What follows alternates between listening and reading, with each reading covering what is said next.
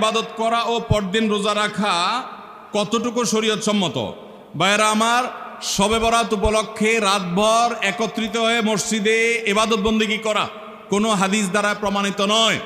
এবং দিনের বেলা যে রোজা, এই রোজা শবে বরাত উপলক্ষে না, এটা হলো শাবান উপলক্ষে রোজা। এই রোজা হলো আইয়াম বীজ উপলক্ষে রোজা। নবী করিম সাল্লাল্লাহু আলাইহি ওয়াসাল্লাম শাবান মাসে এমনি বেশি বেশি নফল রোজা রাখতেন, সেই হিসাবে আপনিও রাখবেন। আবার আইয়াম বীজ 13, 14, 15 রোজা রাখতেন, সেই হিসাবে রাখবেন।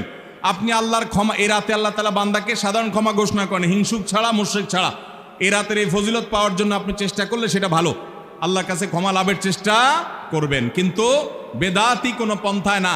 অনেকে বলে যে এত রাকাত নামাজ, অমুকটা অত সূরা এত রাকাতে পড়তে হবে, এগুলা মন গড়া কথাবার্তা, এগুলার কোনো ভিত্তি কোরআন হাদিসে নাই। আবার অনেকে মনে করে হালুয়া রুটি খাইতে হবে, আতশবাজি করতে হবে, আলোকসজ্জা করতে হবে, শবে বরাতকে কেন্দ্র করে যা হয় তার বেশিরভাগই বেদাত এবং ভুয়া, মন গড়া ভিত্তিহীন, এগুলার